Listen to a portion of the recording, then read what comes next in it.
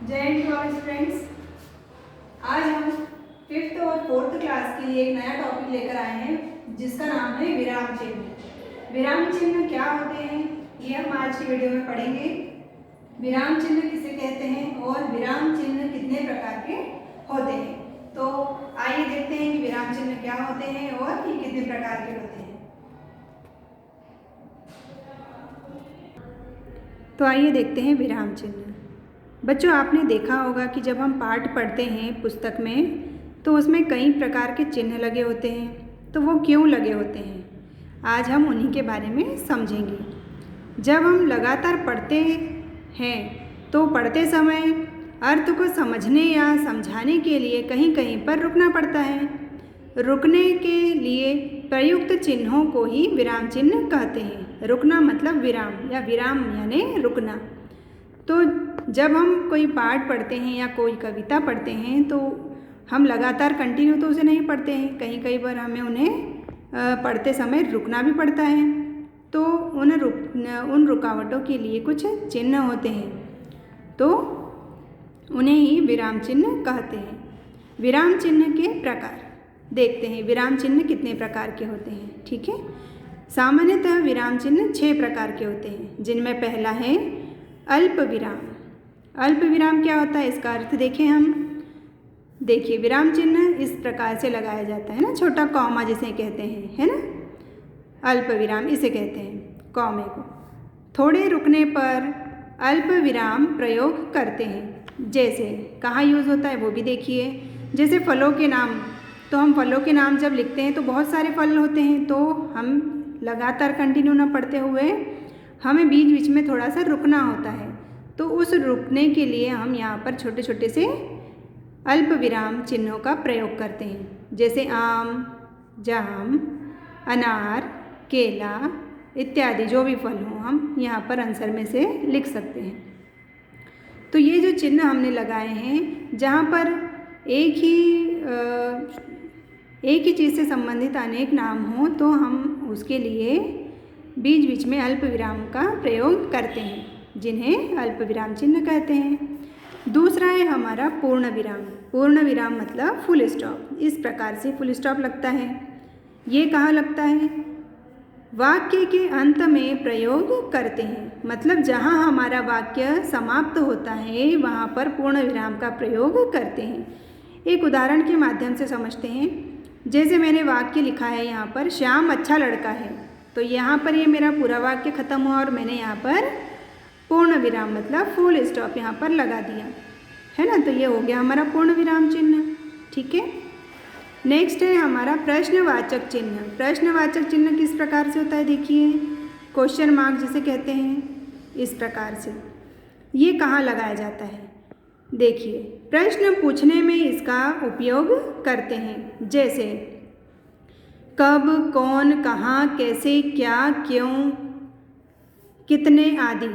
ये शब्द जिस वाक्य में हो वहाँ पर प्रश्नवाचक चिन्ह का प्रयोग करते हैं। मतलब हमारे जिस भी वाक्य में अगर ये सारे शब्द हैं या इन शब्दों का प्रयोग होता है तो वहाँ पर प्रश्नवाचक चिन्ह लगाना ज़रूरी होता है ना। वहीं पर इनका उपयोग होता है प्रश्नवाचक चिन्ह में।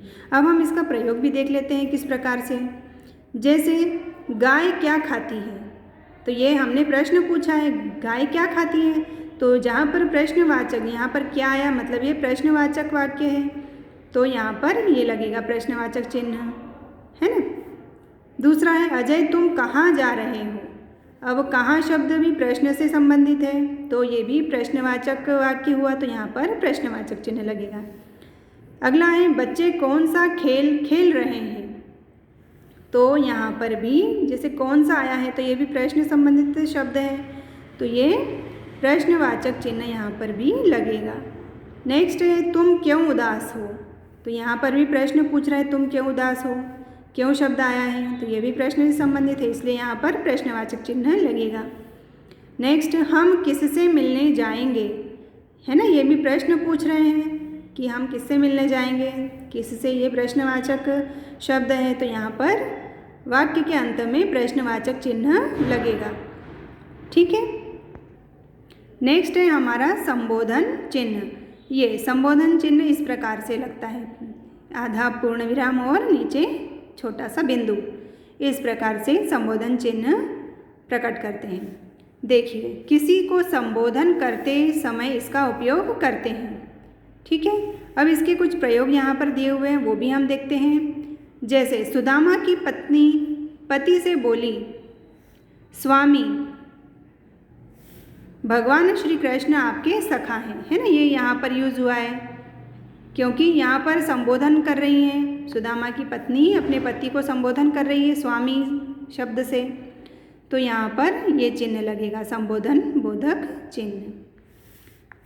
फिर नेक्स्ट है हे राम, फिर संबोधन बोधक चिन्ह, तुम मेरा दुख दूर करो, है ना, यहाँ पर किसे संबोधित कर रहे हैं, भगवान को, हे राम, है ना, इस शब्द से संबोधन कर रहे हैं, तो इसलिए यहाँ पर इसके बाद हे राम के बाद संबोधन चिन्ह लगेगा और बाकी का वाक्य इस प्रकार से।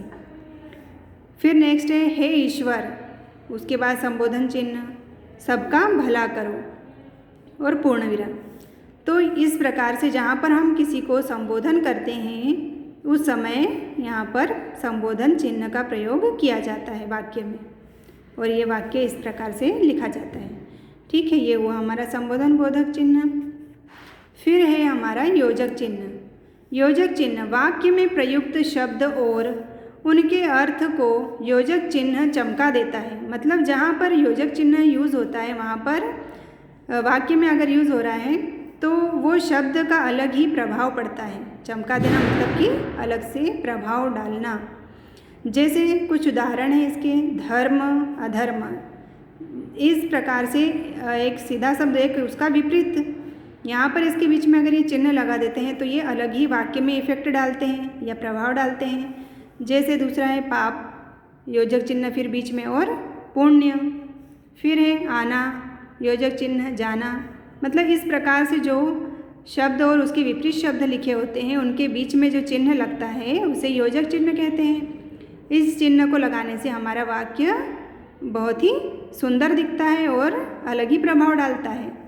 इसके भी कुछ प्रयोग हमने यहाँ पर किए हुए हैं जिनके द्वारा आप अच्छे से समझ सकते हैं वाक्य को किस प्रकार बनाएंगे हम। जैसे जीवन में पाप पुण्य का ध्यान रखो, है ना, ये वाक्य है। तो यहाँ पर पाप और पुण्य दो शब्द आए हैं, एक शब्द और एक उसका विपरीत शब्द, विलोम शब्द। तो जहाँ पर इस प्रकार से शब्द आए वहाँ पर योजक चिन्ह इस प्रकार से हमें लगाना चाहिए। दूसरा है तुम्हारे माता पिता का नाम क्या है। अब यहाँ पर भी दो चिन्ह लगे, एक तो प्रश्नवाचक चिन्ह लगा है और जहाँ पर इस प्रकार से शब्द आते हैं विलोम शब्द और सिंपल शब्द, तो वहाँ पर भी योजक चिन्ह का प्रयोग इस प्रकार करना चाहिए। तीसरा है खेल में हार जीत तो होती रहती है। तो यहाँ पर भी हार और जीत इस प्रकार से शब्द आए हैं तो यहाँ पर भी योजक चिन्ह लगेगा।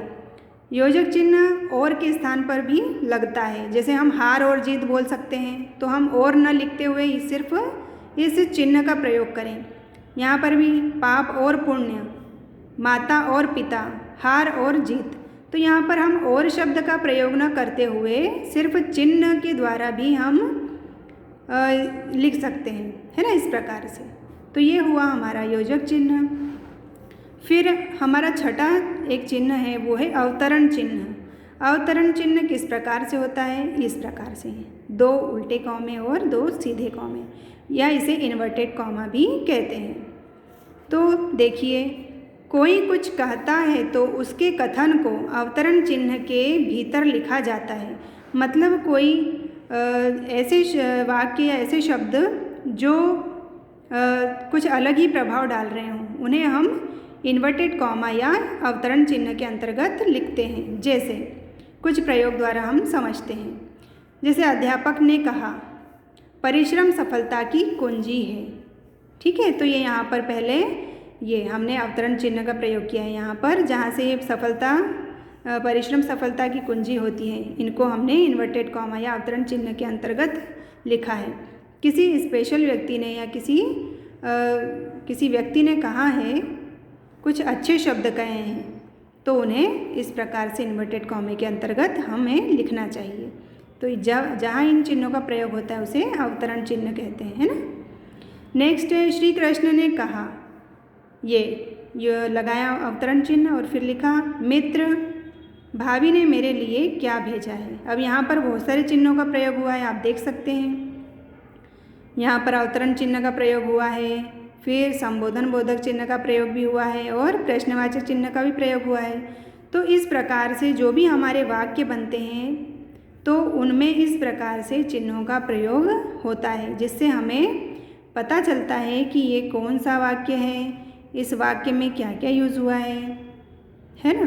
तो इन चिन्हों से हमारे वाक्यों की शोभा बढ़ती है और हमारा जो पाठ है उसका अलग ही प्रभाव पड़ता है हिंदी में।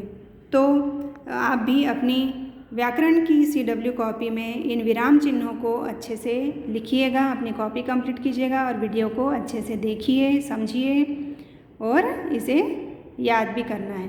ठीक है, तो आज के वीडियो में इतना ही। धन्यवाद।